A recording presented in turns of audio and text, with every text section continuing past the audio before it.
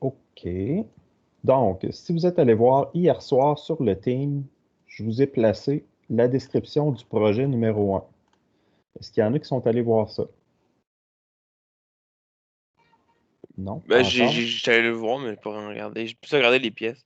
Ah, OK. Donc, le projet numéro 1, dans le fond, on va concevoir une remorque utilitaire pour des véhicules tout-terrain. Donc, un genre de remorque qui pourrait servir pour faire des travaux de foresterie, donc soit faire couper des arbres puis mettre les bûches dans la remorque, ou encore c'est une remorque multifonction en fait à la base, là. Donc, on peut greffer toutes sortes d'options là, sur le châssis de la remorque. Et puis, quelqu'un qui utilise ça pour être capable là, de mettre une boîte en tôle là-dessus, mettre différents équipements de levage, etc. Donc, c'est une remorque qui est assez fonctionnelle, assez euh, flexible là, au niveau de l'utilisation qu'on peut faire.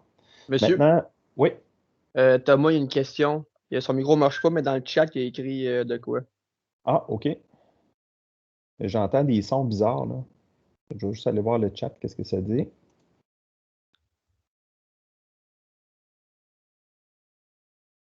Ah, OK. Il n'est pas avec toi, Thomas, Étienne? Non, moi, je suis chez moi, lui, il doit être à l'école, je pense. OK. Ben, je vais Il doit écrire la question en ce moment, d'après moi. Ouais, peux-tu me l'écrire, Thomas, ta question, si tu m'entends?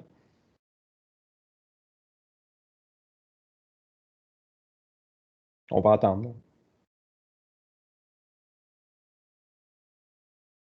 Il n'a pas l'air à m'entendre non plus, là. D'après moi, il vous entend, c'est juste qu'il écrit pas très vite. Ah, OK, ça vient.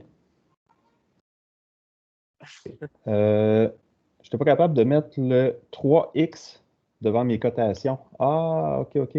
Facile. Pour les cercles. Good. Donc, c'est le nombre de trous percés, finalement. Good. Fait que ce que je vais faire, je vais me partir un dessin. Regardez si c'est pas quelque chose que je peux ouvrir rapidement.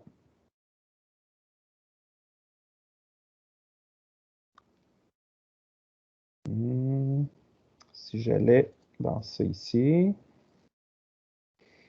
est-ce que j'ai des dessins d'exemple? Ah, oui, j'en ai un ici.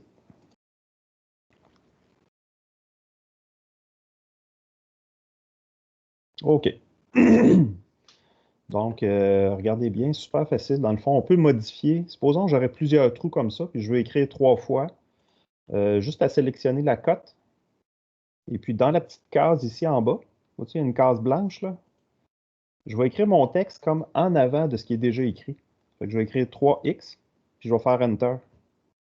Vois-tu, ça va écrire mon 3x par-dessus. Le X peut être en majuscule ou en minuscule, ça ne me dérange pas. Et puis, ce qui est intéressant, c'est que si ta cote est de ce côté-là, moi, je ferais un alignement à gauche, comme ça. Si ta cote est de l'autre côté, comme ça, je fais un alignement à droite, comme ça.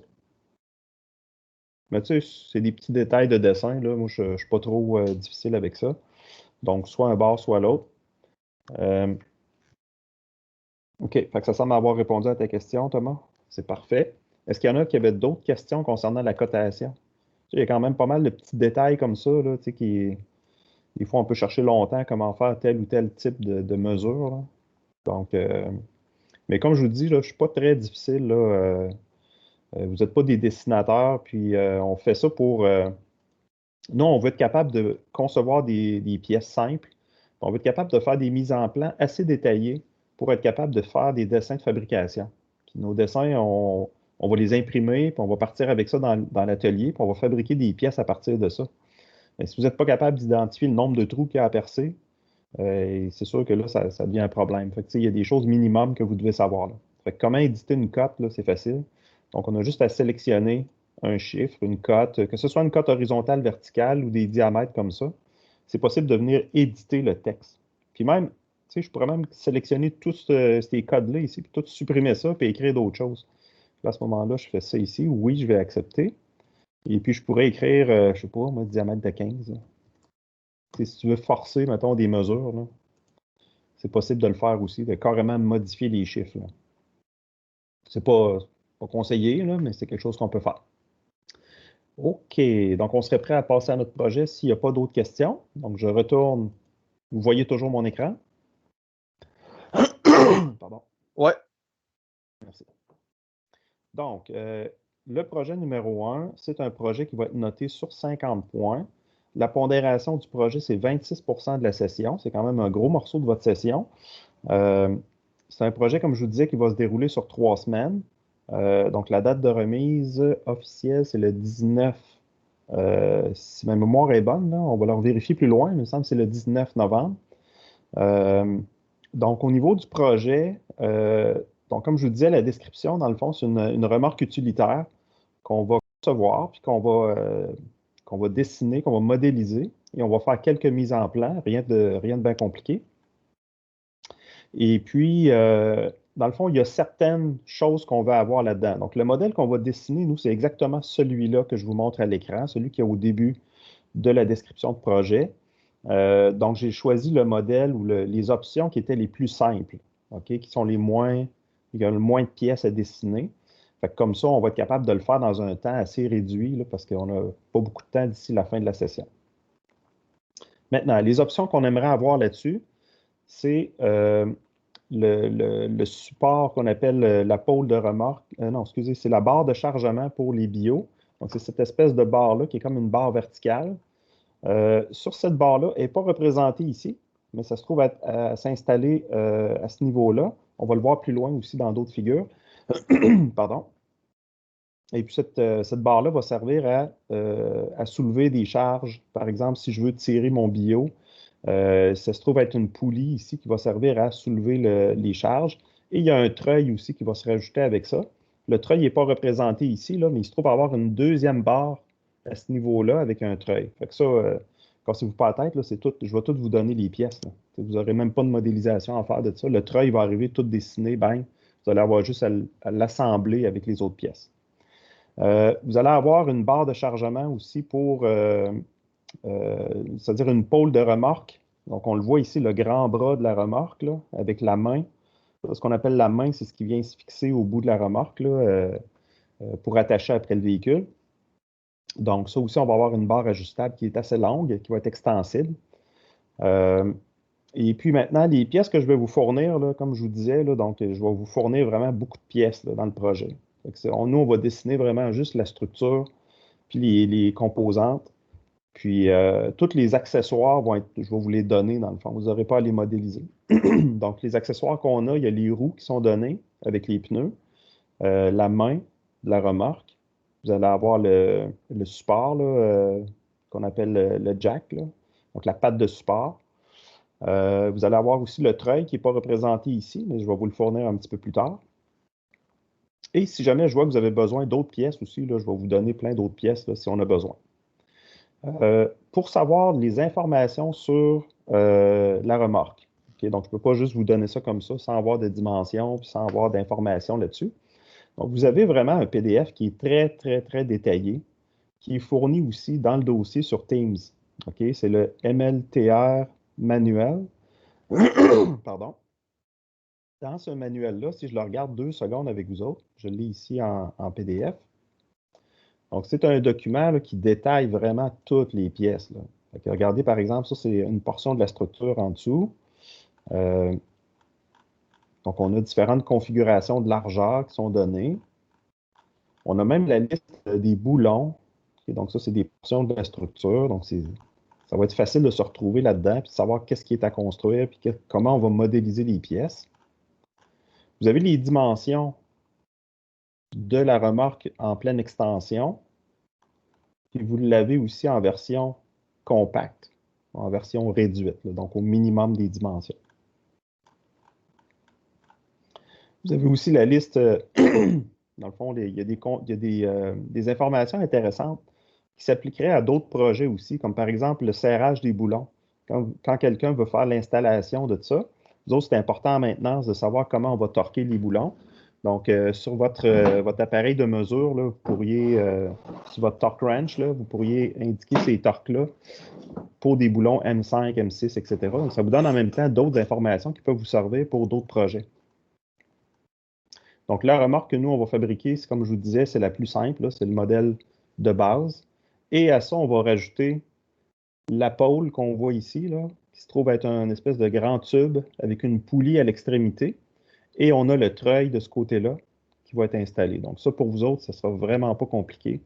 Ça va être juste d'installer le treuil que je vais vous fournir, puis de le copier sur la structure. Okay? Maintenant, dans ce document-là aussi, on va vous donner vraiment pièce par pièce comment c'est assemblé, parce que c'est le manuel qui sert à faire l'assemblage de notre remorque. Fait que ça, je trouvais ça intéressant. Voyez-vous, il nous montre vraiment chaque étape. Fait que ça nous permet même de dire, OK, j'ai des boulons M14 par 120 mm de long. Fait que, en sachant les dimensions des boulons, ça me donne un ordre de grandeur aussi des pièces. Comme par exemple, cette plaque-là ici, quand je vais la dessiner, ben, quelle est la grandeur de cette plaque-là? Ce n'est pas donné exactement. Sauf que je sais que si les boulons qui vont là, par exemple, c'est des M16, ben, ça me donne un ordre de grandeur de la plaque, là. Comment la dessiner. Puis sa longueur aussi. Supposons les boulons, s'ils mesurent 120 mm, ben, ça me donne une idée de la largeur. Puis, ce qu'il faut savoir aussi, c'est que dans ce projet-là, je fais une bonne partie avec vous autres. On va le faire en démonstration. J'en fais ce matin, je vais en faire un bout avec vous. Vous allez pouvoir continuer un peu jusqu'au prochain cours. Puis, quand on va se revoir dans 2 semaines, on va continuer ensemble. Okay, donc, on ne vous faites pas, je ne vous laisse pas à vous-même, là. Parce que là, c'est vraiment, là, on commence là, en SolidWorks. Fait que je ne peux pas vous laisser aller tout seul complètement là-dessus. Fait que je vais vous donner des méthodes de travail, puis je vais vous aider à le faire en même temps. Là. Fait que vous ne serez jamais laissé à vous-même là, pour tout faire. OK. Fait que ça va pour notre document. Fait que ça, je vais vous laisser le regarder. Je pense que ce serait important d'ici au prochain cours là, qu'on étudie ça comme il faut pour essayer de comprendre le moindre détail de la remorque. OK? Comme par exemple, ici, les pièces. Aussi, une chose qu'il faut savoir, c'est que nous, on va simplifier beaucoup. Là. On va simplifier plein d'affaires là-dedans. Il y a des pièces qui ont des formes complexes. Nous autres, on va les faire bien carrées. Là. Donc, on va essayer de réduire la complexité du montage pour que ce soit le plus facile possible à faire puis à assembler, etc. Puis ensuite de ça, juste pour être sûr qu'il n'y a pas d'autres détails à dire là-dessus. Donc, voyez-vous, la structure ici, ça commence à prendre forme. Là. Et puis plus tard, on va assembler les roues après ça. Voyez-vous? Ça, notre structure est pratiquement toute assemblée ici. Là. Donc, c'est vraiment le châssis, là, ça ressemble pas mal à ça. C'est pas si compliqué. Sachant que je vous donne les roues toutes faites, puis il va y avoir plusieurs composantes qui sont déjà achetées. Comme par exemple, les boulons, ça, on ne dessine rien. C'est tout téléchargé directement de McMaster, etc. Et à la fin, on va rajouter les accessoires pour les supports pour les bûches. Puis on va ajouter aussi là, l'extrémité qui vient se fixer après le véhicule. Donc là, après ça, on va avoir fini pas mal notre remorque. Et vous, ça va ressembler à ça une fois terminé. Sauf que nous, on n'aura pas la boîte, là. Donc, ça va être juste la base. OK. Donc, je retourne à ma description. Je vous ai aussi fourni un lien YouTube que vous allez pouvoir aller regarder. Dans le fond, il y a un monsieur qui vous explique tout l'assemblage, comment ça fonctionne. Il vous explique les fonctions de la remorque. Ça, c'est intéressant de le voir pour bien comprendre comment la remorque elle fonctionne et pourquoi ils ont fait telle chose de telle façon. Maintenant, ça ici, c'est très important. Okay, cette portion-là, on va mettre ça en jaune. Donc, nous, ce qu'on va faire qui va être différent de ce que vous avez vu dans le document, dans le but de simplifier notre projet, la largeur de la remorque va être fixe. Ce que ça veut dire, eux autres, c'est que la largeur des roues, là, ils sont capables de l'ajuster. Ils peuvent aller de 48 à 60 pouces de large pour la remorque. Imaginez quelqu'un qui son véhicule pour traîner ça, c'est un 4x4, supposons, un camion, mais il va être capable d'élargir la remorque. Ça va lui donner plus d'espace pour mettre pour charger, pour mettre du matériel sur sa remorque. Puis quelqu'un qui a juste un petit 4 roues qui n'est pas très large, un petit VTT pas très large, mais il va être capable de réduire la largeur de la remorque, puis elle va devenir jusqu'à 48 pouces. OK. Nous, on ne fera pas ça. Dans le sens qu'on va simplifier les pièces dans le but que ce soit plus facile. Parce que si on enlève des ajustements, ça enlève beaucoup de plaques, de perçages, de boulons, etc., qui servent à faire les ajustements de largeur. Autre chose aussi qu'on va changer, c'est qu'on n'aura pas à modéliser les éléments de graissage. Dans le vidéo, ils vont vous en parler, là. Il y a plusieurs points de graissage un peu partout sur la remorque, entre autres sur les roues, sur les pièces qui sont en rotation, etc. Donc, on n'aura pas besoin de mettre les éléments de graissage. Ça se trouve être une espèce de petite pin qu'on vient fixer un truc pour graisser. Vous savez les termes mieux que moi en maintenance, là. Et puis, ça permet de mettre du graissage à des places sur la remorque. Fait que nous, on va simplifier ça. On va tout mettre ça fer sur fer, là, donc il n'y aura pas vraiment de graissage. En tout cas, s'il y en a, là, ce ne sera pas du graissage fait de façon complexe. Autre chose aussi, c'est que la main de la remorque, ce qu'on voit ici pour s'attacher au véhicule, elle n'a pas besoin de pivoter, nous autres. Parce que eux, normalement, c'est une remorque qui est faite pour aller dans des endroits très accidentés. Ce qui fait que quand le véhicule il se trouve à tourner par rapport à la remorque, eux, ils ont rajouté comme une espèce d'élément de rotation ici. Comme si la main elle pouvait pivoter sur elle-même. Fait que nous, on ne fera pas ça pour simplifier. Là, donc, la main va être fixée directement après le tuyau de 2 pouces qui est là. Ça va simplifier un peu notre projet. Et puis, les dimensions pour la remorque, pour les dimensions qu'on n'a pas concernant les pièces, ben, on va tout simplement les approximer. Et ce n'est pas grave si ça arrive un peu différent de ce que les autres ont, là. Fait que ça, il n'y a pas de problème avec ça. En autant que toutes les pièces ensemble, ça fonctionne. Okay? Donc, on peut avoir des dimensions un peu différentes, mais ce qui est important, c'est le résultat final. On va avoir une remorque qui est fonctionnelle. Concernant les épaisseurs des plaques aussi, essayez d'y aller avec des choses pas trop massives, là. Donc pas trop pesantes. On essaye de garder des épaisseurs qui sont raisonnables. Puis une règle que vous pouvez appliquer à plein d'affaires aussi, c'est que quand tu as des pièces qui sont soudées, on essaye toujours de souder des pièces qui ont les mêmes épaisseurs ensemble. Donc, tu ne viendras pas souder une plaque d'1 pouce sur un tube qui mesure un quart de pouce d'épais, mettons. Okay? Donc, supposons une plaque de 25 mm sur un tube qui a une paroi de 6 mm, ça ne marche pas, là. Okay? Tu ne peux pas souder ça ensemble facilement. Parce que les plaques très épaisses, ils vont accumuler beaucoup, beaucoup de chaleur avant que la température monte. Tandis que les plaques minces, eux, ils vont chauffer très vite. La température va monter très vite, puis ils vont fondre. Donc, tu auras une pièce qui ne sera pas fondue, puis une pièce qui va fondre complètement. Donc, c'est pour ça que les épaisseurs, quand on fait de la soudure, ça va être important d'essayer de conserver des épaisseurs qui sont pas mal proches. Il peut y avoir une petite différence, là, mais essaye de ne pas faire des grosses différences d'épaisseur sur deux pièces qui sont soudées ensemble. OK, maintenant, le travail à faire ou à remettre en tant que tel.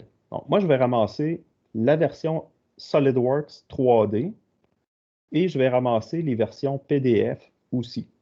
OK? Donc, les versions des mises en plan qui vont être en PDF. Donc, la première semaine, donc le 12 novembre, donc la première fois qu'on va se revoir, ce que j'aimerais avoir comme remise, c'est le châssis, donc la base qui sera modélisée, et on va faire une mise en plan du châssis assemblé. Okay? Donc, c'est comme un assemblage, en fait, une mise en plan d'assemblage, comme on a fait pour notre étau cette semaine. Okay? Donc, ça, c'est pour la semaine du 12 novembre. Donc, on ne se voit pas la semaine prochaine. Puis le 12 novembre, on va travailler là-dessus pendant le cours. Si vous avez des questions, tout ça, on pourra compléter ça. Et ce sera à remettre le 12 novembre. Je peux vous laisser là, toute la journée pour le finir le 12 novembre, il n'y a pas de problème. Ensuite, deuxième remise, on va avoir la modélisation des accessoires. Donc, les pièces qui viennent par-dessus, donc la pôle, les supports des bûches, la fixation pour le véhicule. Tout ça va être assemblé, donc ça va nous donner un assemblage complet. Et ça va être à remettre le 19 novembre. Et ça comprend le dessin de mise en plan d'assemblage complet qui va avec ça. Fait que finalement, on a comme deux remises. On a une remise le 12, qui est le châssis, avec le dessin de mise en plan du châssis assemblé. Et on a la remorque finale, qui est à remettre le 19, qui a le 3D et aussi l'assemblage complet qui va avec, sur un format B. Donc là-dessus, moi, comme je vous disais, je vais vous remettre là, beaucoup de pièces 3D qui sont déjà, il y en a qui sont déjà disponibles sur le team. Et au besoin, là, je vais vous fournir d'autres pièces. Je sais qu'il manque le treuil là, que je voulais vous donner. Fait que ça va arriver cette semaine. Là, je vais vous donner ça.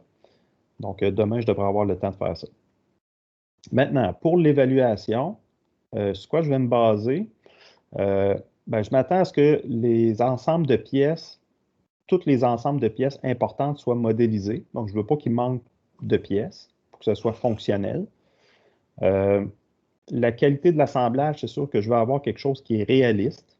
Je veux que les pièces soient quand même bien fixées les unes avec les autres.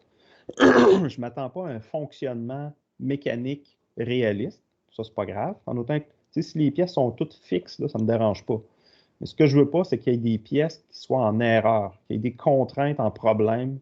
Donc ça, il faudra faire attention pour essayer d'éviter qu'il y ait des erreurs d'assemblage de pièces, puis que là, ça crée des bugs dans SolidWorks. Fait que je ne suis pas très difficile en termes de qualité d'assemblage, dans le sens que c'est pas grave si les pièces sont très simplifiées, là. Mais au moins, je veux que ça ait un minimum de réalisme, qu'on puisse assembler les pièces ensemble. Après ça, pour ce qui est des mises en plan, ben, j'aimerais ça que vous choisissiez les bonnes vues, qu'on ait une mise en plan qui soit quand même bien présentée. J'aimerais ça que vous rajoutez les mesures de notre système. Donc, surtout dans le fond, pour les 2 dessins qu'on a à produire, j'aimerais ça que les mesures ortho, ça, c'est les dimensions extérieures, soient représentées sur les dessins. Donc, vous mettez une mesure de longueur totale, une mesure de largeur, une mesure de hauteur. Donc, en X, Y, Z pour chacun des dessins. Pour que je comprenne c'est quoi la dimension des pièces qu'on a. Vous pouvez mettre les dimensions en millimètres ou en pouces dans votre projet, ça ne me dérange pas, mais j'aimerais ça qu'on conserve les mêmes unités pour tout le projet. Fait que si vous êtes plus à l'aise de travailler en pouces, mettez tout en pouces. Si vous êtes plus à l'aise en métrique, vous pouvez travailler tout en métrique, ça ne me dérange pas. C'est un ou l'autre. Mais on ne peut pas choisir moitié-moitié, supposons. Ça ne marche pas. Ensuite, la liste de matériel, puis les bulles, c'est quelque chose que je vais vérifier aussi dans les mises en plan. Donc, j'aimerais ça qu'on ait une petite liste de matériel qui explique c'est quoi les différentes composantes qu'on a. Vous n'êtes pas obligé d'y aller dans le détail de chaque plaque soudée ou chaque boulon, là. Moi, ce que je veux, c'est les gros morceaux de l'assemblage qui doivent être détaillés dans la liste. Comme par exemple, si tu as les composantes qu'on avait dit, là, donc supposons cette portion-là ici, OK, ça serait un item. Cette portion-là, ça pourrait être un autre item. Donc, vous n'aurez pas des bulles pour chacun des petits morceaux que je vois dans ça, là. Comprenez, là? Je ne veux pas nécessairement avoir une bulle pour cette petite plaque-là, ce petit boulon-là, cette petite affaire-là. Moi, je vais avoir une bulle ou une ligne dans ta liste de matériel pour tout ça. Fait que, on ne se ramassera pas avec une liste de matériel qui a 75 items, là. Moi, je vais avoir de quoi de très simple là, avec juste 5-6 items maximum là, pour chacune des assemblages. Là, j'ai des questions en même temps sur le chat, mais je ne suis pas capable de les lire. Donnez-moi 2 secondes. Je vais aller voir ça.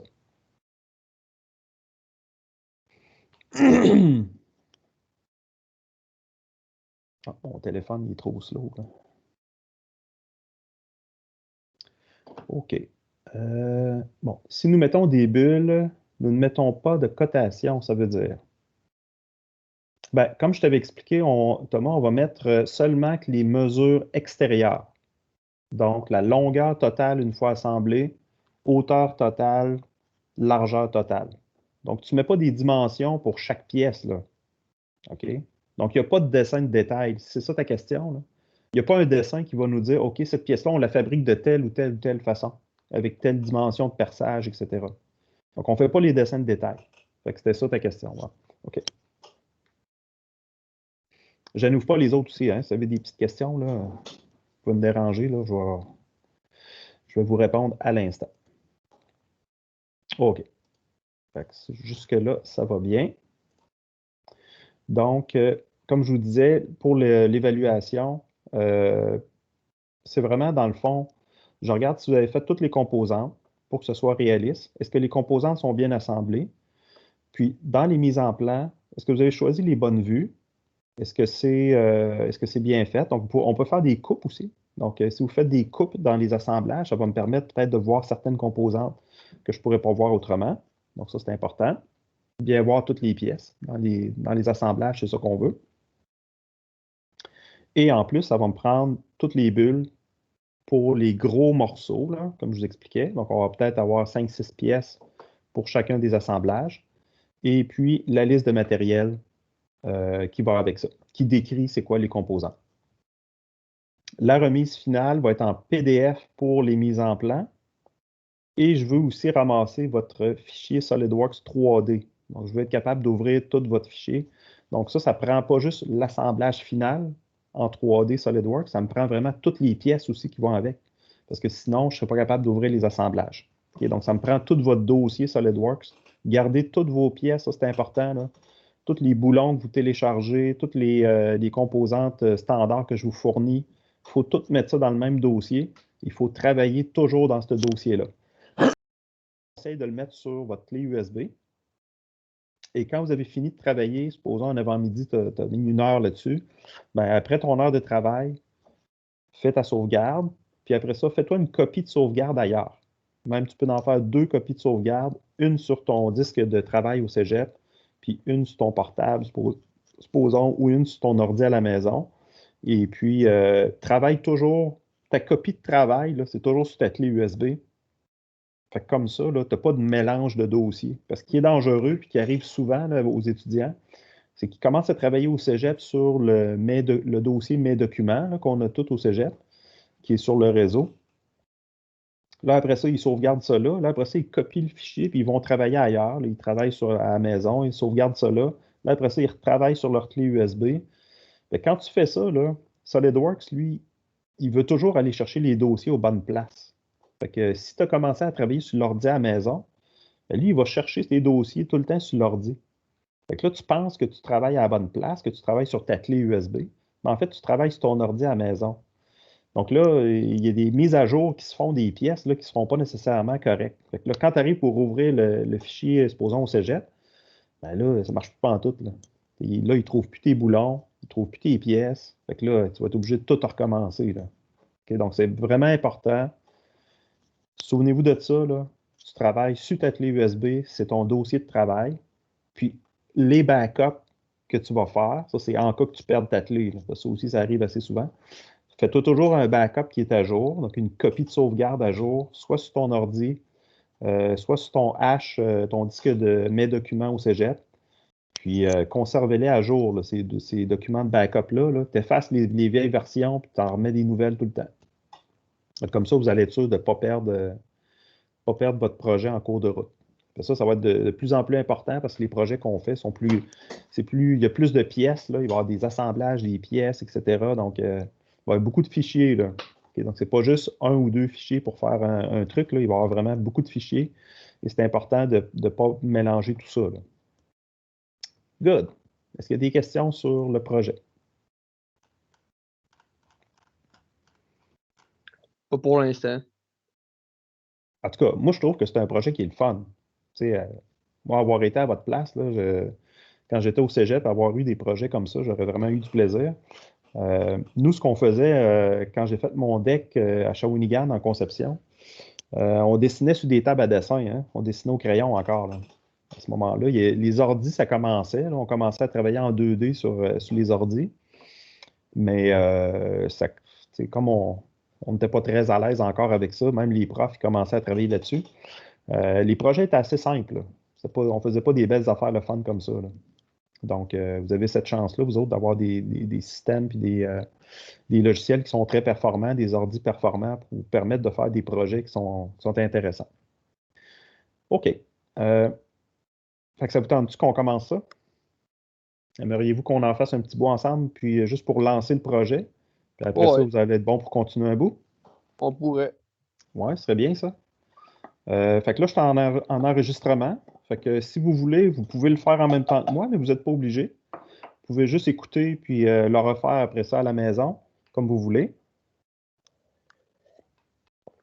Fait que là, je vais vous expliquer la partie le fun là-dedans, c'est que on ne fait pas juste du recopiage de mesures. Là. Comme on a fait depuis le début, là, on partait de quelque chose que je vous donnais, puis là, on copiait ça. C'est comme du recopiage pour apprendre les fonctions de SolidWorks. Là, à partir de maintenant, on va faire plus que ça. On va réfléchir à ce qu'on fait, comment on veut le faire, quelles vont être les dimensions des pièces qu'on va dessiner. Okay? Donc, c'est ça qu'on appelle la conception de la mécanique. Donc, nous, on va faire un travail de réflexion au début, puis après ça, on va pouvoir dessiner les pièces, puis on va les assembler. Ensuite, on va voir si ça fonctionne bien. Et tu le vois quand tu mets tes pièces ensemble. Oh, OK, ça, cette dimension-là, ça ne marche pas. Tu retournes dans tes pièces, tu vas changer des dimensions, puis tu vois le résultat final. L'objectif là-dedans, c'est de faire un produit qui pourrait être fabriqué, qui serait fonctionnel, donc qui ferait le travail mécanique qu'on veut que ça fasse, mais aussi que ça ne coûte pas trop cher à fabriquer, que ce soit faisable avec des équipements dans l'atelier qu'on a, par exemple, au cégep, on serait capable de fabriquer ces pièces-là facilement. OK. Fait que je vais aller dans le manuel de la remorque et on va regarder un peu c'est quoi les premières composantes qu'on va dessiner. Je remonte ça en haut. OK. Donc, nous, on va commencer avec le châssis. Donc, normalement, quand tu commandes une remorque comme ça arrive dans une grosse une cage en métal, là, comme ça, pour le transport. Toutes les pièces sont là-dedans et il reste juste à assembler tout ça. Donc, la première composante qu'on va assembler lorsqu'on veut fabriquer notre remorque, c'est ces barres-là ici. Okay? Dans le fond, les roues, les assemblages des roues viennent se fixer de chaque côté de ces barres-là. Fait que là, eux autres, ils l'appellent le index tube. Fait que ça va être notre première pièce qu'on va fabriquer, ça va être les index tubes. OK? Fait qu'on va se partir un dossier. Je vais aller sur. Ben, vous autres, ce serait sur votre clé USB, là. Mais moi, je vais le faire sur mon bureau. OK? Je vais me partir un dossier, un nouveau dossier. Ça va être mon projet. On va le renommer. On va appeler ça projet 1. Remorque. Ça va être mon dossier de travail, puis ça va être un dossier très important, puis c'est là-dedans que je vais mettre toutes mes pièces. Là, tout de suite en commençant, je pourrais aller sur Team et dans notre équipe de conception mécanique, dans les fichiers, je vous ai fait un nouveau dossier qui s'appelle Projet 1 remorque de VTT. Fait que là, on peut aller là-dedans, on peut sélectionner toutes les pièces, puis faire télécharger. En apparence, il ne s'est rien passé. Ça, c'est un peu plate avec Team. Il ne nous dit pas si ça s'est téléchargé ou quoi. Mais si on va dans le dossier de téléchargement, mes pièces, normalement, ils devraient être à quelque part. Et là, je ne les vois pas. Ça n'a peut-être pas marché parce que j'ai choisi plusieurs pièces ensemble. Je vais y aller une par une. On va regarder ce qu'il va faire. Télécharger. Où est-ce qu'il me les a envoyés?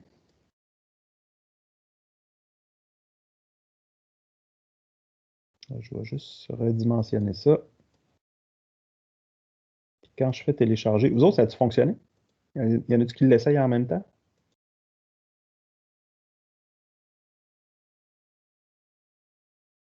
Bon, si je fais télécharger ici, ça change-tu quelque chose?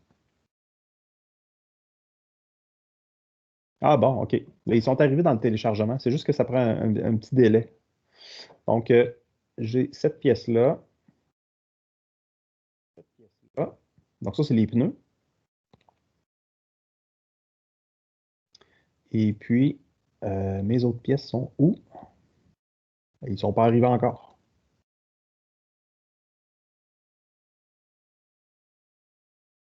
Je vous conseille de les essayer une par une. Je pense que les télécharger tout en même temps, ça ne marche pas.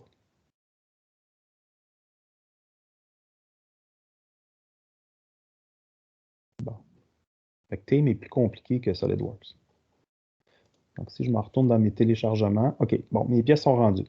Donc, le hitch, la pièce pour supporter et le pneu. Fait que toutes ces pièces-là, moi, je vais les copier et je vais les mettre dans mon dossier de travail.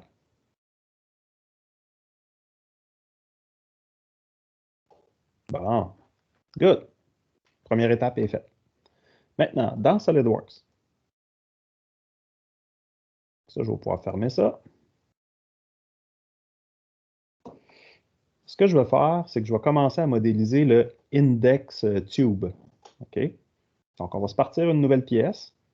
Si vous aimez mieux travailler en millimètres, c'est possible. Moi, j'aime mieux travailler en pouces. Parce que d'ailleurs, il y a plusieurs dimensions qui sont données en pouces dans le document.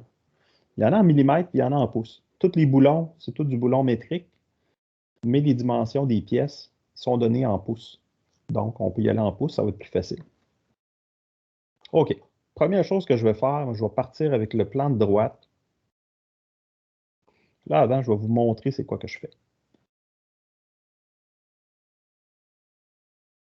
Good. Donc là, moi, je suis rendu à dessiner cette pièce-là ici. Là, je vous avais expliqué que pour simplifier tout ça, moi, la pièce d'index qui sert à élargir le châssis, je vais la faire fixe. Donc, c'est comme si, je vais juste mettre ça en commentaire ici, c'est comme si tout ça, c'était juste une pièce. OK? Fait que je vais finalement, le résultat, ça va ressembler beaucoup à ça. Mais pas de trou ici.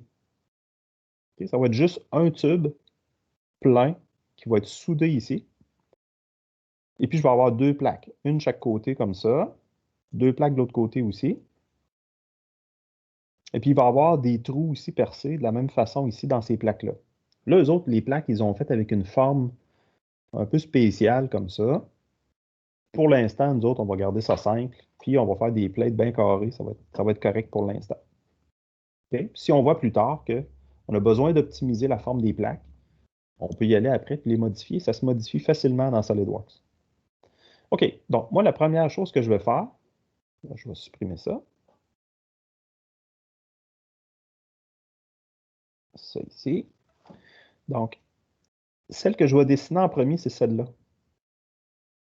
Okay, je vais dessiner cette plaque-là. Après ça, je vais dessiner mon tube. Je vais vous montrer comment le faire. Après ça, je pourrais dessiner la deuxième plaque. Puis, je vais faire une symétrie de tout ça. Donc, on va se dessiner un plan ici au milieu, un plan de symétrie au centre. Et je vais faire une symétrie de mes pièces en 3D. Faire ça, là, surtout quand on connaît les dimensions un peu, ça va bien. Là, nous autres, on improvise les dimensions. Fait que ça va être un petit peu plus long. Mais c'est pas long, là, faire ça. C'est une affaire de 5 minutes, là, c'est réglé. Donc, si on y va dans OK. Comme c'est de la conception qu'on fait, c'est pas juste du recopiage de mesures, il faut faire des approximations. Fait que là, moi, je commence avec un esquisse sur mon plan de droite et je vais décider que ma plaque, elle mesure 6 pouces par 4 pouces. De toute façon, on peut le changer. Fait qu'on essaye des choses. Si ça ne marche pas après, c'est facile de revenir puis de l'ajuster. Good. Deuxième chose, on va se tracer une ligne d'axe. Pourquoi? Parce que notre pièce est symétrique. OK? Donc, la ligne d'axe, c'est important parce que je vais pouvoir m'en servir pour faire des symétries dans mes esquisses. Puis comme ça va être plus facile d'aligner mes choses. Je vais avoir un trou percé au centre ici. Et je vais avoir deux trous qui sont comme de chaque côté. Jusqu'à date, tout va bien. Il y en a-tu qui l'essayent en même temps?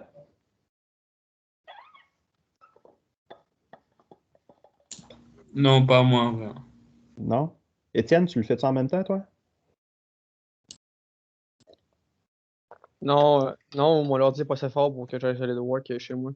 Ah, OK, OK. Fait que tu vas le faire au cégep plus tard. Exact. OK. Thomas vient de me répondre aussi. Ah, Thomas, il le fait en même temps. OK.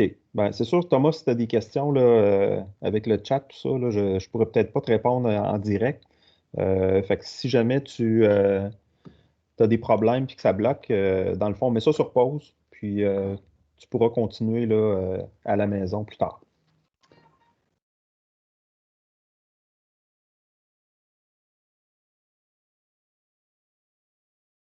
Ah, mon téléphone, il est là.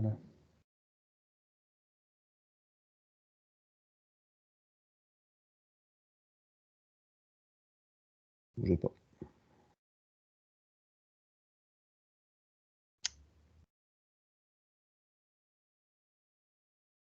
OK. OK. Il me demande d'aller pas trop vite. OK.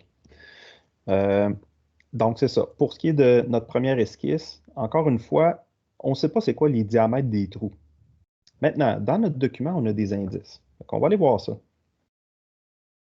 Dans notre document, ce qu'ils nous disent, c'est qu'on a besoin des boulons M14 par 120. Ces boulons-là, ils vont servir pour faire l'assemblage des deux pièces ensemble. Donc, cette pièce-là avec cette pièce-là, on va avoir besoin des boulons M14.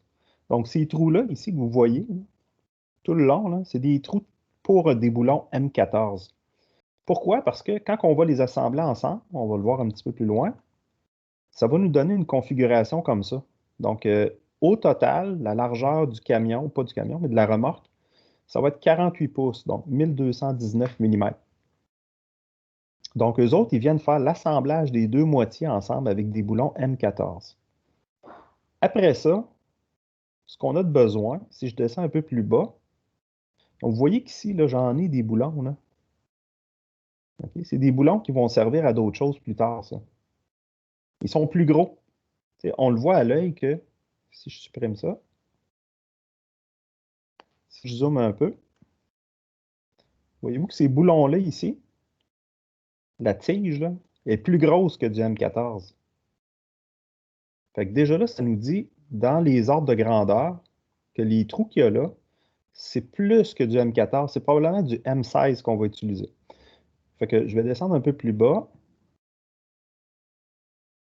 Ils vont nous montrer l'assemblage de l'essieu, comment il est fait. Regardez, on le voit ici, là. Donc, l'essieu, comment il est assemblé. On va utiliser ces boulons-là ici.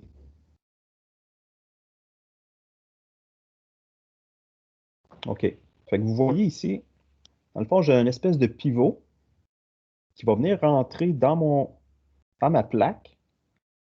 Et à l'autre extrémité, j'ai un écrou à placer. Donc, ce qu'il me dit, c'est que cet écrou-là, c'est un écrou M16. Donc, si mon pivot, là, je le rezoome encore un peu plus pour vous montrer. Si ce pivot-là, l'extrémité ici, c'est du M16, c'est une partie filetée qui a 16 mm, ça veut dire que le diamètre qui est ici, il est plus gros. Donc, ça doit être un diamètre de 20, 22 peut-être. Okay? Donc, le trou que j'ai à percer dans ma plaque, il faudra que ce soit à peu près 22 de diamètre. Puis, les autres boulons que j'ai ici, le diamètre est plus petit un peu que celui-là. Il est plus gros que le M14 que j'avais tantôt. Fait que, on pourrait dire que ces boulons-là ici, ça doit être du M16 ou du M18. Ça n'a pas une grande importance. Que vous preniez un ou l'autre, ça va être bon.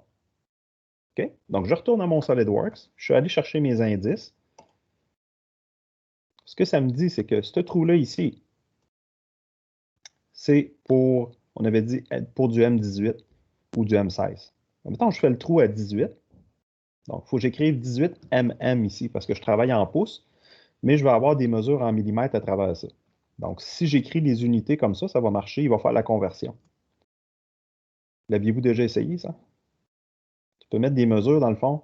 Quand tu mets tes mesures là, dans la petite case de mesure ici, là, tu peux venir les mettre en pouces avec l'extension PO ou tu peux les mettre en millimètres avec l'extension MM. Tu peux aussi faire des calculs.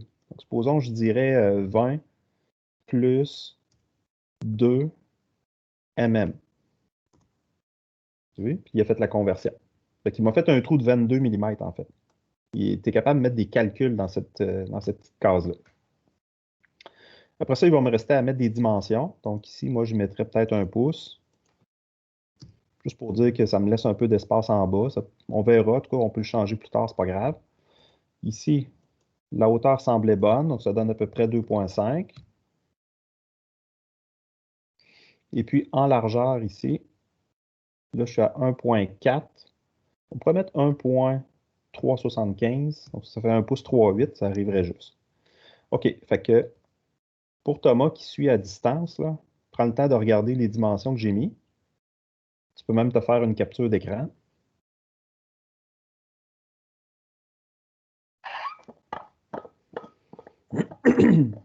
Ça va bien jusqu'à date? OK. Et pour toutes les dimensions, à nous maintenant d'y aller à l'œil, quoi. Excuse-moi, j'ai pas compris, Djibril. C'est-à-dire, pour toutes les dimensions du projet, Oui, si c'est à nous, par exemple, de les choisir, quoi. Approximativement. exactement. On va choisir les dimensions approximativement de façon à ce que les pièces fonctionnent bien ensemble. Et c'est ça qui est le plus important. C'est que quand je vais assembler d'autres pièces avec ces trous-là, par exemple, il faudra que ce soit les bonnes pièces qui aillent avec les bonnes dimensions de trous. Si vous avez des erreurs au niveau des boulons, supposons que tu as fait un trou de 12 mm, mais tu mets un boulon de 15, là, pour moi, ça, c'est une erreur. Là. Sauf que si tu mets un boulon de 16 au lieu d'un boulon de 18, ça ne me dérange pas, en autant que ça fonctionne avec le trou. Là. Okay? Puis que les dimensions sont raisonnables à l'œil. D'accord. Good. Donc ensuite, pour notre esquisse, il nous resterait à faire une symétrie. Donc, je vais faire une symétrie de ce trou-là ici. Bon, là, je me suis trompé. On recommence ça. Donc, je sélectionne ma ligne de construction et le trou. Et je vais faire une symétrie, comme ceci. Donc là, éventuellement, si je change les dimensions, ben, l'autre trou va suivre ici. Plus tard, on va rajouter un autre petit trou ici qui va être fileté. Ça va être pour assembler une autre pièce. Mais pour l'instant, on peut laisser ça comme ça. OK. Donc ça serait ma première pièce. Donc, je vais faire une extrusion à partir de ça. Et ma plaque, si je retourne dans mon document, à l'œil, là, ça a à peu près 3,8 d'épais. 10 mm environ. Moi, je mettrais ça comme ça. 3,8, c'est 0,375. Et voilà, j'ai une première pièce qui est faite. Très facile. Après ça, là, je vais remonter.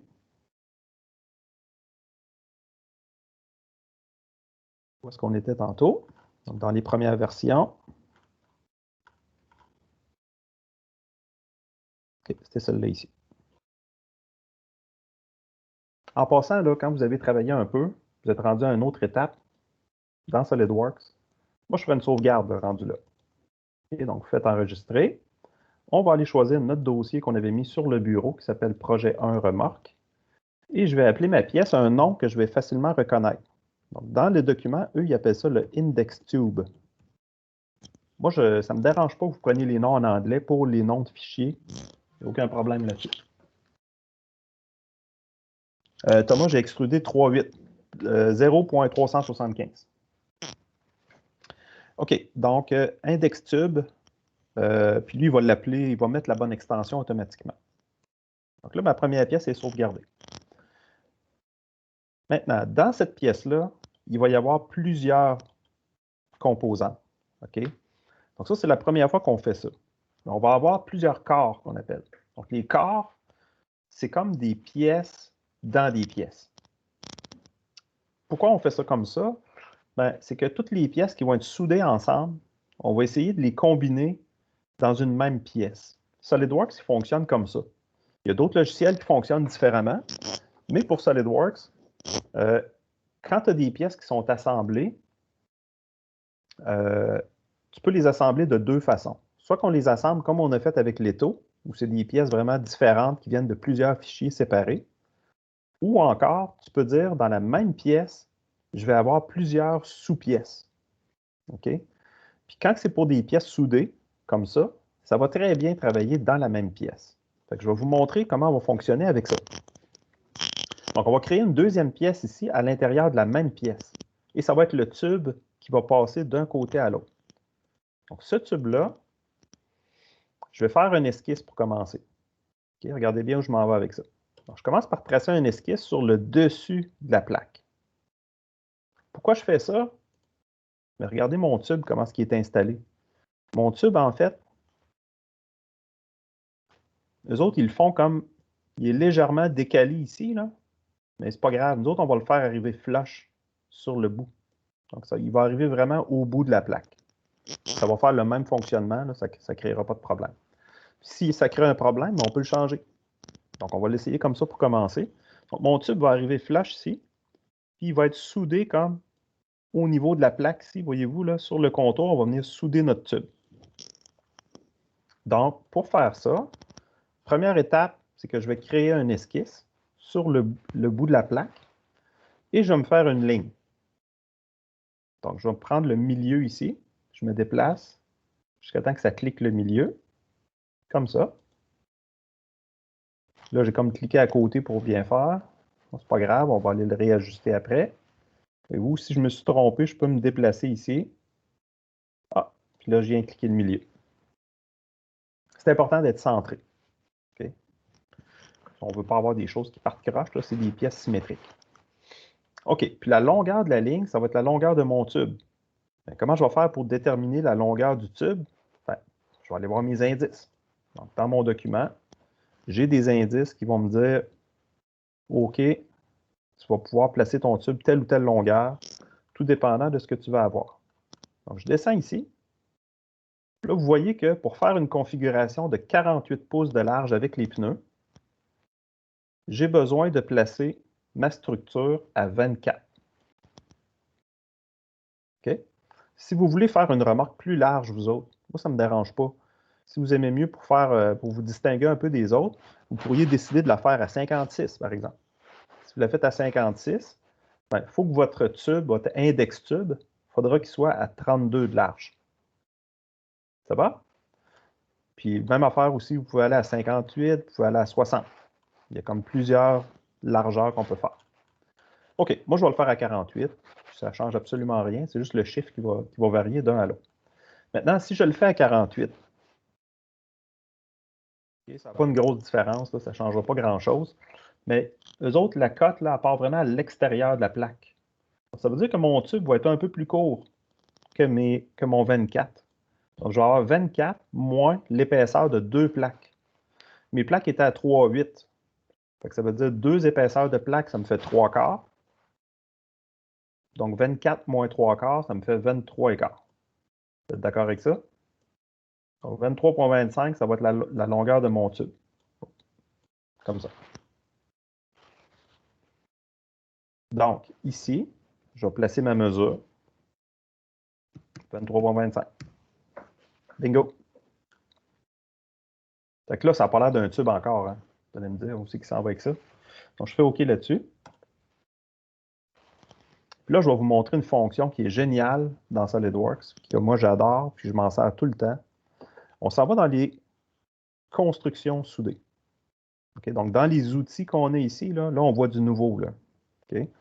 Donc, construction soudée, ça va me permettre de faire des profils standards. Donc, des profilés standards, je vais vous montrer c'est quoi. Donc, on clique sur la fonction éléments mécano-soudés. Dans les éléments mécano-soudés, vous allez retrouver dans la section normes des pièces d'aluminium, des barres en acier, des pièces en bois, donc du 2x4, 2x8, 2x6, etc. Vous allez avoir des pièces de structure d'acier, vous allez avoir des tubes et des tuyaux. Maintenant, dans la portion structure d'acier, vous allez avoir plein de sections qui vont nous servir, comme du fer-angle, du profilé en C, des sections de poutres en W, etc. C'est des standards de l'industrie. Nous, ce qu'on va utiliser ce matin, c'est les tubes et tuyaux en acier, parce que c'est un tube carré qu'on veut faire. Dans la section tubes et tuyaux, vous avez dans les types, le pipe, ça c'est du tuyau pour l'eau, donc c'est du tuyau rond, et vous avez du tube rectangulaire et du tube carré.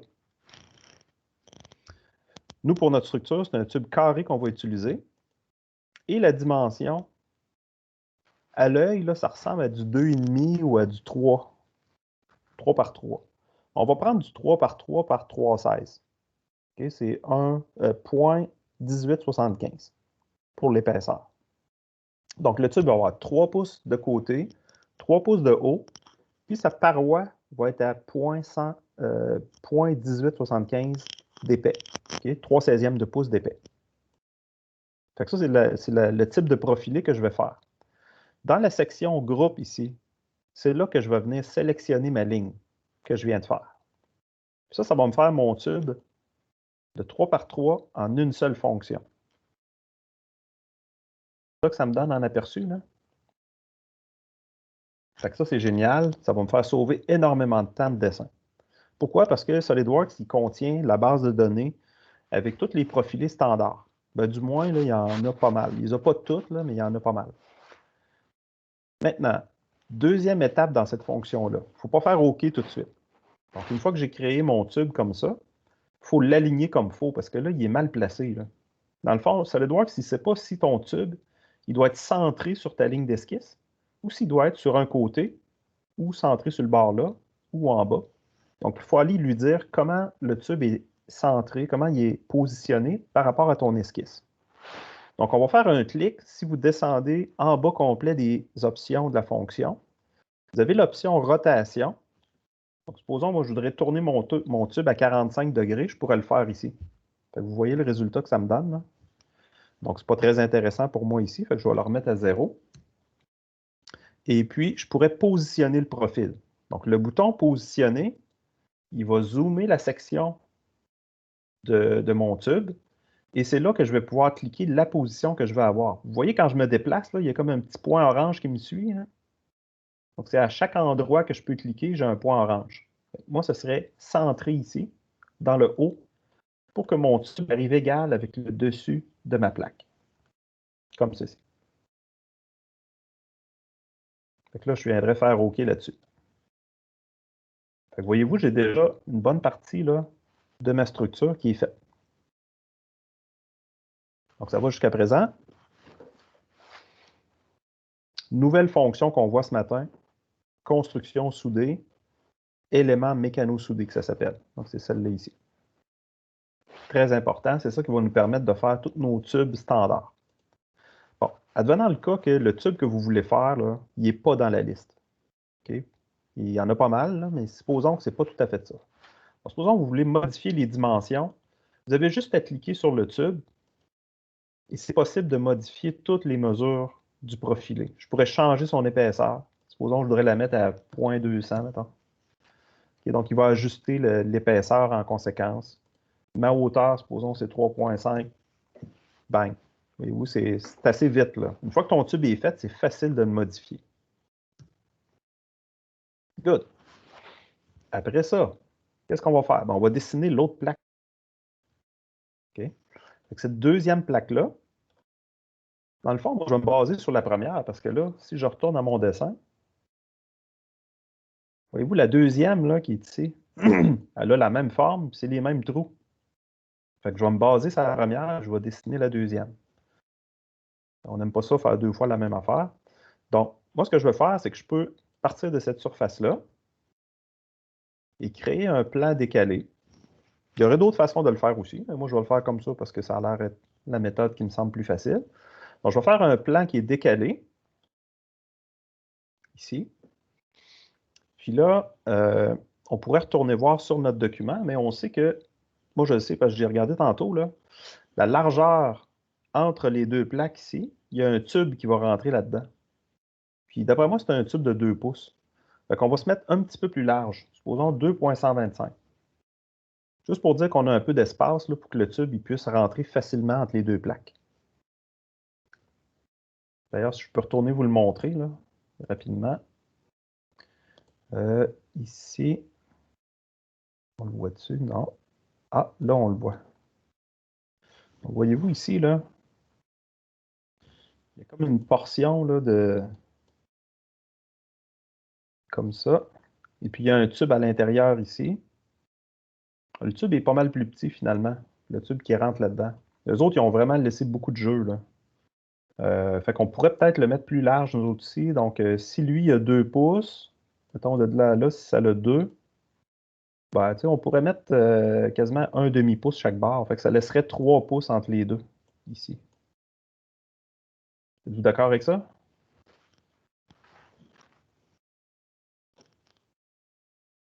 Good.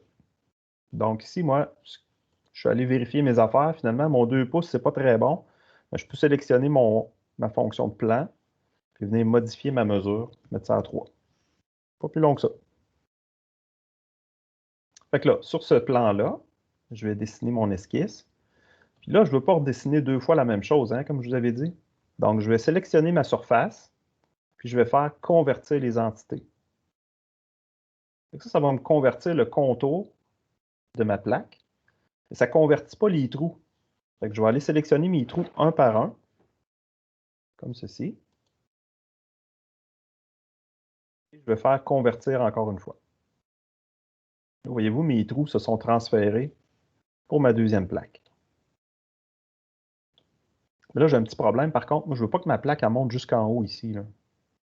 Fait que là, il y a une contrainte convertir que vous voyez ici en vert, l'espèce de petit cube. Ça, je vais le supprimer. Okay. Question de Thomas. Ça sera pas bien long. Tu as manqué un bout? OK. C'était-tu pour la partie esquisse que tu as manqué, Thomas? La conversion d'esquisse?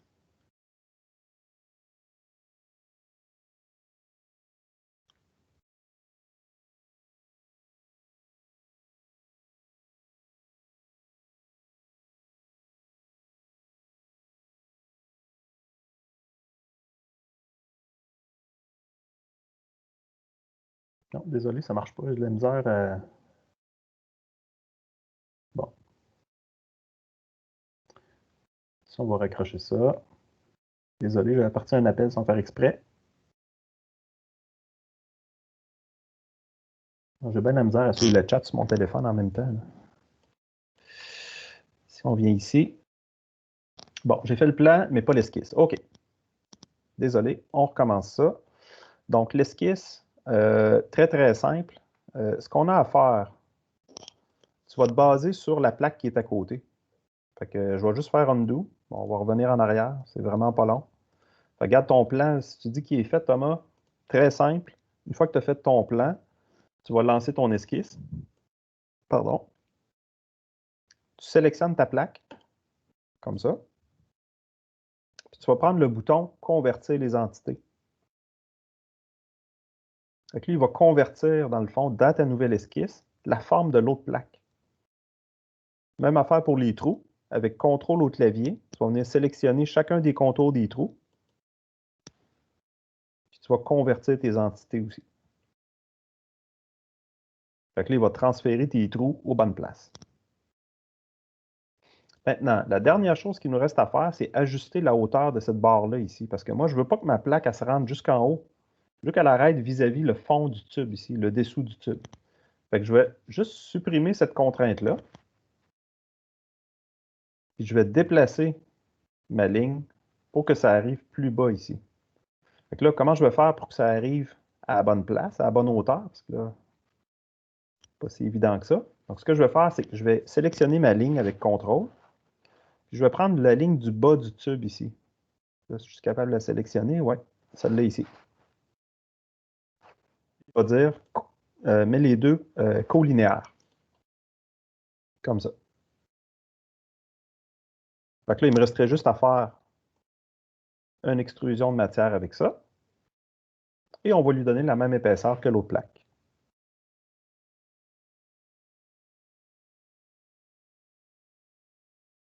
Ça va? Après ça, là, j'ai besoin de faire une symétrie. Donc, une symétrie, ça me prend un plan de symétrie. Ça, je n'ai pas le choix. Donc, comment je vais faire pour tracer un plan qui arrive pile au milieu de mon assemblage ici, pour recopier mes deux affaires-là, les envoyer de l'autre côté? Très, très simple. On va aller dans Fonction, Géométrie de référence, Plan. Et là, on va sélectionner deux surfaces. La surface de la plaque ici et l'extrémité du tube. Puis lui, automatiquement, quand on a deux surfaces comme ça qui sont sélectionnées, il va vous mettre un plan milieu. Donc, c'est un plan au centre. On confirme ça. Et là, je vais être capable de faire une symétrie de mes pièces. Donc, je prends la fonction symétrie. J'ai déjà mon plan ici qui est sélectionné au centre. Donc, je fais la fonction symétrie. Et là, faites attention, il ne faut pas choisir fonction à symétriser. Parce que si vous faites ça, là, ça ne fonctionnera pas bien. On va prendre corps à symétriser. Donc, nous, ce qu'on fait, c'est une copie de corps. que j'appelais les corps, au début, j'en ai parlé, c'est comme des pièces dans la pièce. Donc, les corps, je vais prendre celui-là et celui-là ici, et je vais les symétriser de l'autre côté. Donc là, comme j'ai bien fait mon travail, j'ai bien placé mon plan au centre, on se trouve avoir une symétrie qui arrive vraiment bien ici. Là. Donc, le résultat est vraiment précis. Fait que là, j'ai déjà ma barre d'indexage, est presque finie déjà. OK? Si je retourne à mon dessin,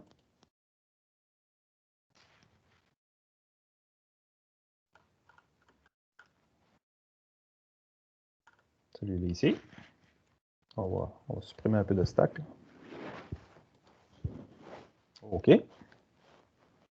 Donc, comme je vous avais expliqué tantôt, pour notre projet, nous, on veut simplifier ça. On ne veut pas avoir deux sections comme ça qui vont avec l'autre. Nous, on veut juste une barre directe entre les deux. C'est ça qu'on a fait. Donc, si je n'ai pas à assembler à différentes positions, ben, je n'ai pas besoin de ces trous-là. Là. Okay? Donc, tous ces trous-là ici, je n'ai pas besoin de faire ça. Là. Parce que moi, c'est juste une barre de la bonne longueur. Ensuite de ça, j'ai des boulons. Ici, ces espèces de boulons-là. Je ne sais pas exactement à quoi ils servent encore, mais moi, j'ai comme l'impression que quand l'essieu, là, qui est comme une espèce de bascule, tu as les roues à chaque extrémité de ça. Bon, mais la bascule, elle va pivoter par rapport à lui. Puis quand elle va basculer, elle va venir à côté ici.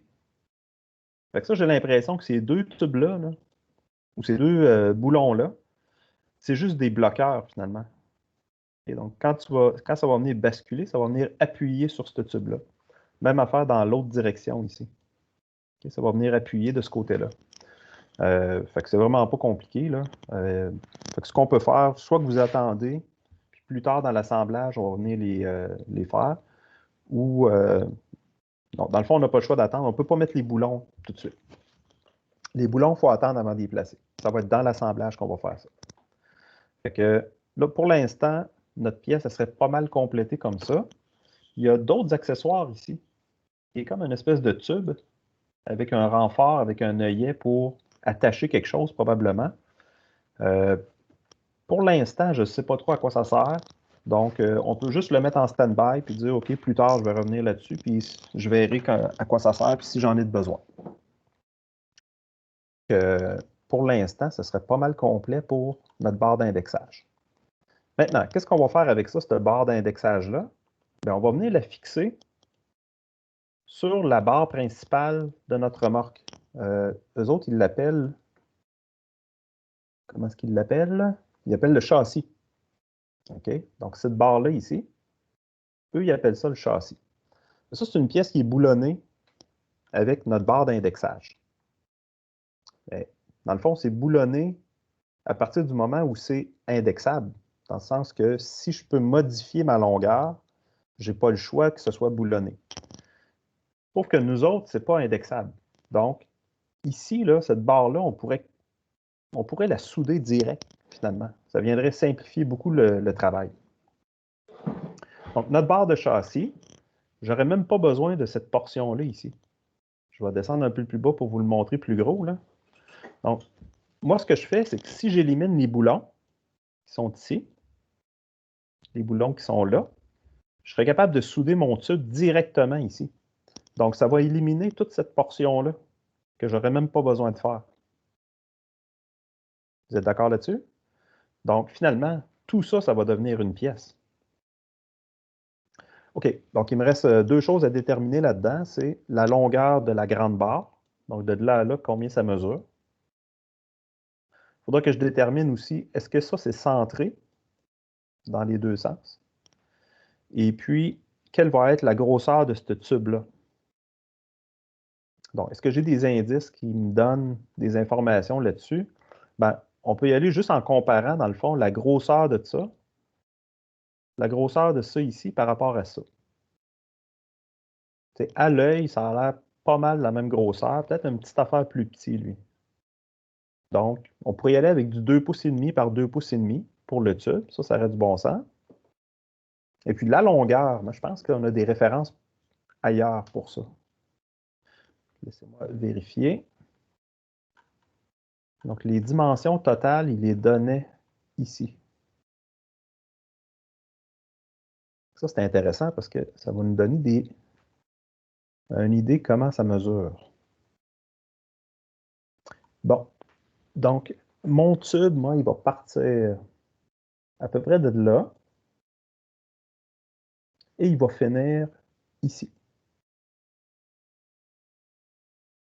OK? Donc, ce qu'on voit, c'est que c'est pas mal centré. Donc, la distance de là, aller jusqu'ici, à l'œil, ça a l'air pas mal égal. Peut-être une petite affaire plus long en avant. Mais comme je vous dis, c'est pas si grave. On va l'essayer comme ça. On va le mettre égal. Si jamais on voit que finalement, c'est pas la même distance, on peut l'ajuster après. La longueur totale, ce qu'ils disent ici, c'est qu'une fois tout assemblé, ça mesure 103 pouces et demi. Donc, à l'œil, comment est-ce que vous pensez que ça pourrait mesurer, ça? De là à là. Si ça mesure 103, mettons, là. Comment est-ce qu'on pourrait approximer? Sortez-moi un chiffre, là.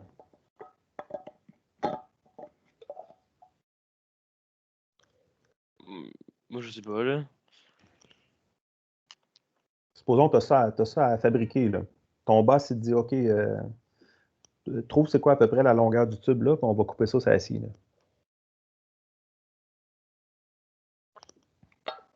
Là, c'est pas dramatique. Nous autres, on peut le modifier après, là. 20. 90. Ouais. 90. On parle de quoi, là? Ah, le long. La longueur totale du tube, là, pour le châssis. Ah, je pensais qu'on a du bout. Ah, bah, 90. 95. 95, 90. Bon, on va y aller à 90. OK? Puis comme je vous dis, on peut le changer par après, c'est pas grave. Donc, là, on aurait comme une autre longueur de tube à placer ici. Qu'est-ce qu'on fait pour faire des tubes? On commence par un esquisse. J'ai besoin de ma surface d'en dessous ici. Je fais un esquisse sur cette surface-là. Et je vais faire une ligne. Donc, on part nos tubes, très facile. C'est une ligne droite, comme ça. CTRL 8 pour que ce soit plus clair pour vous autres.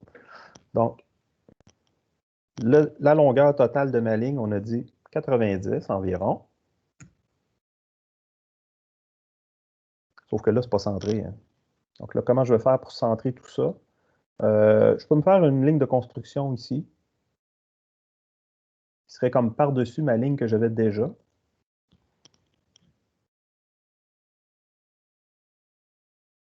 Et puis, je peux ici sélectionner la ligne et le bout de ma ligne de construction et demander que ce soit au point milieu. Donc là, voyez-vous, ça s'est centré. Si jamais on décide de changer la longueur, bien, ça va s'ajuster, mais ça va toujours rester centré. Puis là, ici, voyez-vous, je ne suis pas centré dans cette direction-là. Comment je vais faire? Bien, j'ai déjà un plan de travail ici qui est bien positionné.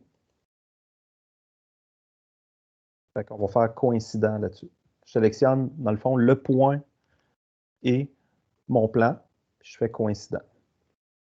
Donc là, ma ligne, elle va tomber pile centrée dans les deux directions.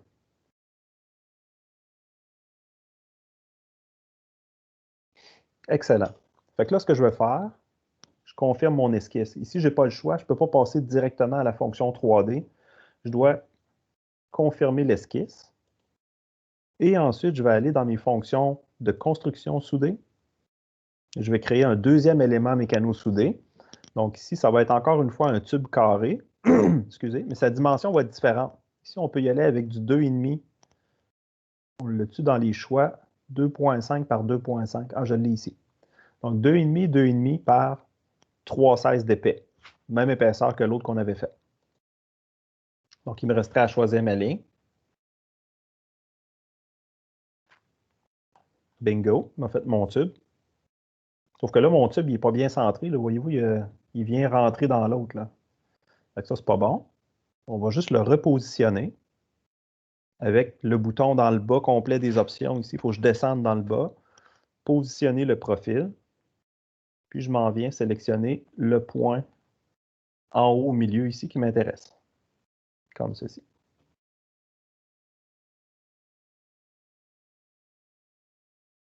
Et voilà.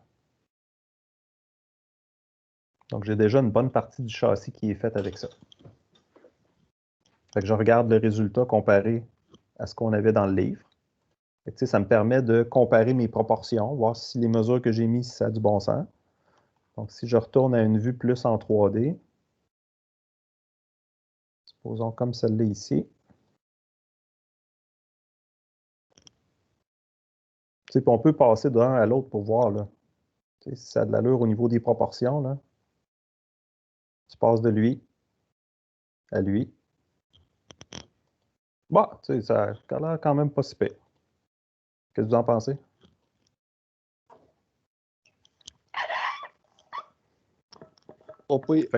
Fait que là, notre début de structure est fait.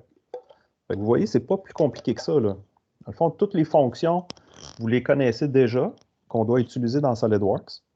La seule qui vous manquait, c'était les constructions soudées. Fait que ça, vous l'avez ce matin pour faire les tubes. À partir de ça, vous pouvez faire tous les tubes standards qu'il y a là-dedans. Vous pouvez dessiner toutes les plaques à partir des esquisses. Et puis, les boulons, vous savez comment les faire venir. On a utilisé McMaster déjà. Donc, on va sur Internet si on a besoin de boulons. On va sur Internet dans McMaster.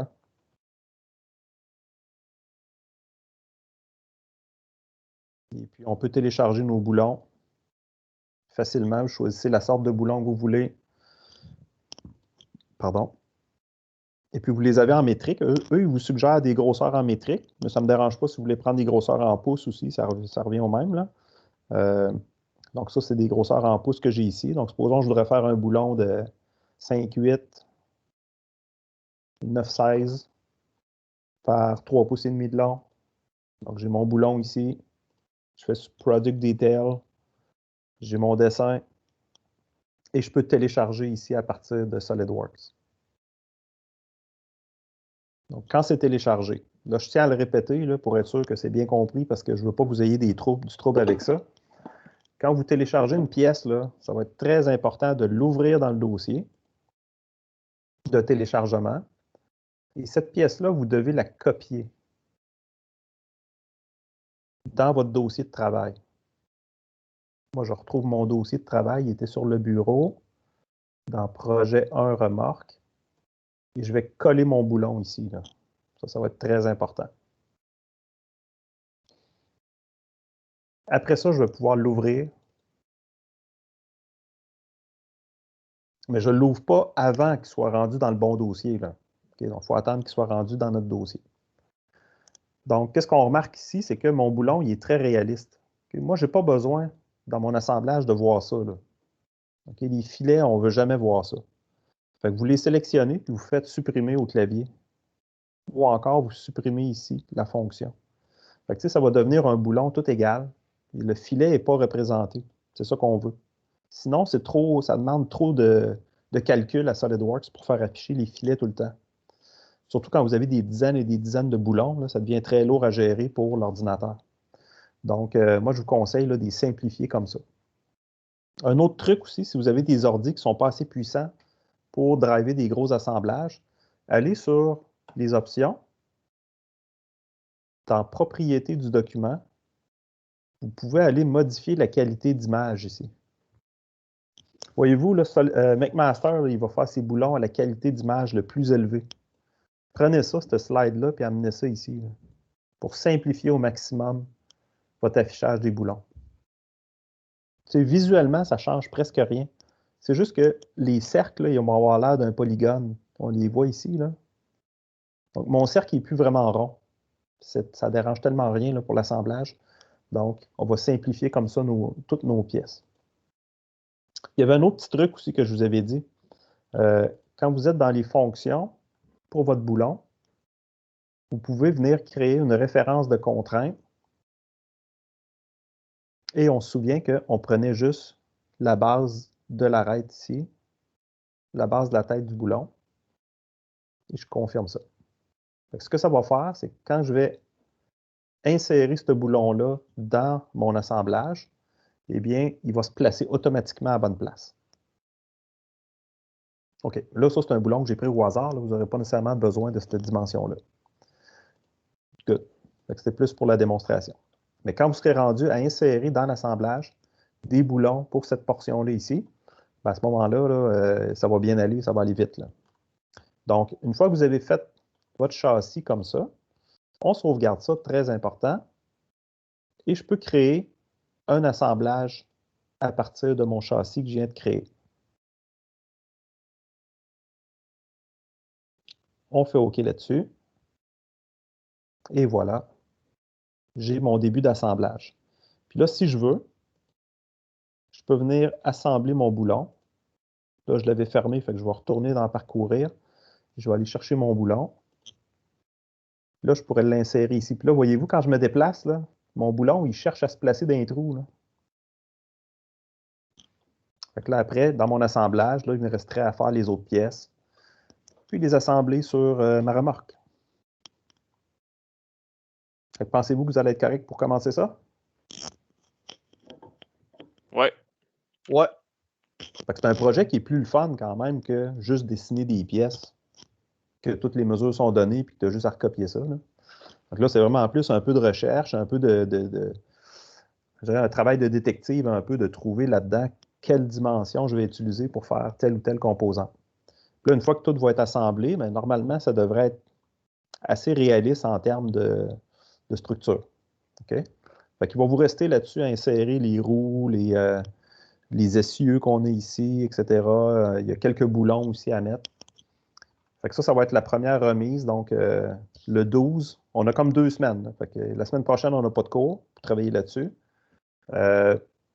Sachez que si vous avez des questions, là, même si on n'a pas de cours la semaine prochaine, vous pouvez m'appeler quand même et poser des questions. Là. Ça, il n'y a pas de problème. Puis, on fera un enregistrement de ça, puis je mettrai ça en partage pour tout le monde. Si vous avez des questions, oui. Vos packs de 3-8, faut-tu les modéliser en genre de. Comme eux autres qui ont fait, là, comme un losange, un octogone? Non, c'est ça. Toi, tu peux les simplifier, les pièces. Tu n'es pas Ok. obligé d'y aller avec des shapes compliquées comme eux autres. Là. Parfait. Mais tu sais, peut-être qu'en assemblant la remorque, tu vas te rendre compte que, ben finalement, c'est pas pour rien qu'ils ont fait ça. Là. Ils ont peut-être fait un dégagement parce qu'il y a peut-être une pièce qui vient à côté là ou X raison. Bon. Ou c'est peut-être juste pour sauver du poids. Ils se sont dit, on va les découper de même, ça va être plus ergonomique, ou ça va, où on va sauver du poids à des places. Là. Puis ils ont des raisons pourquoi ils utilisent tel ou tel type de géométrie. Là. Good. Fait que c'est ça. Fait que quand vous allez avancer, donc la première partie à faire, c'est vraiment toute la portion du châssis, les essieux, insérer les roues, mettre les boulons, tout ça. Fait que, il y a un peu de supposition là-dedans, là, mais en général, là, c'est très, très, très basique, très simple. Puis quand vous allez avoir fini l'assemblage de tout ça, donc nous, on va se rendre jusqu'à ça ici. OK, pour le 12. Quand on a fini d'assembler toutes les composantes, on va faire une mise en plan de ça. Donc, mettez-moi quelques vues, là, plan, élévation, profil. Identifiez les pièces avec des bulles. Donc, ça, par exemple, c'est des pneus.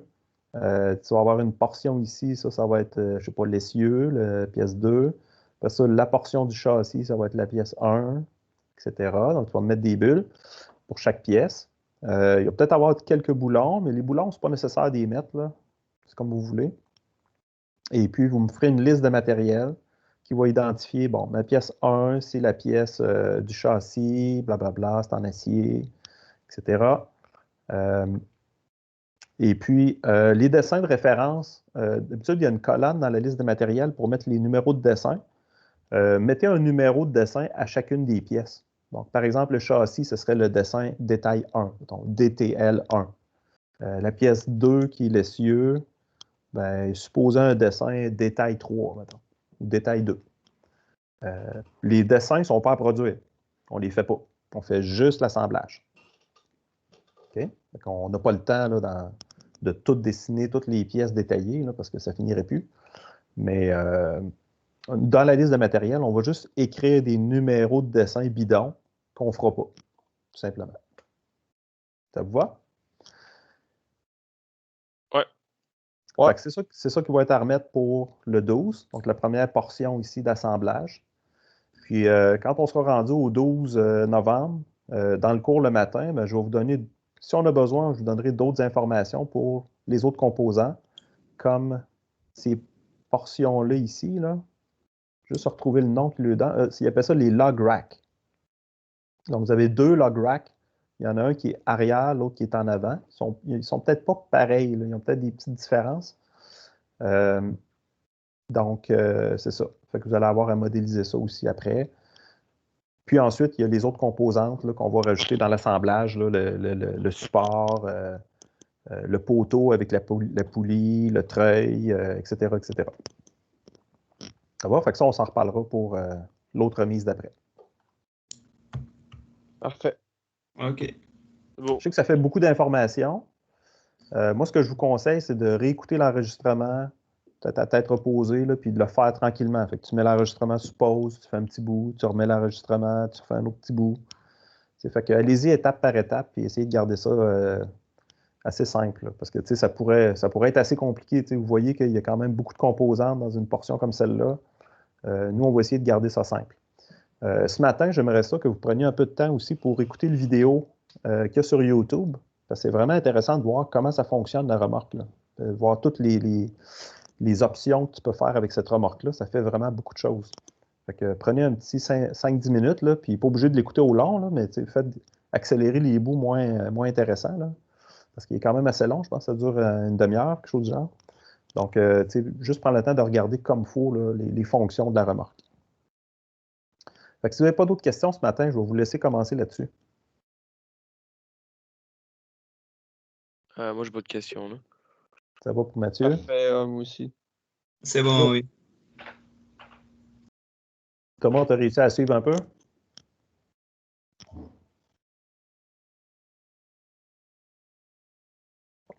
Good. Fait que Thomas confirme que tout est correct. Fait que je vais fermer l'enregistrement. Puis si vous avez des questions, là, je suis encore disponible à aller jusqu'à 11h30 sans problème. Fait que gênez-vous pas si vous savez de quoi, on s'appelle. Bon. Fait que bonne journée à merci. tous. Bonne journée tout le monde. Merci. Merci à vous aussi. Bye bye. Au revoir.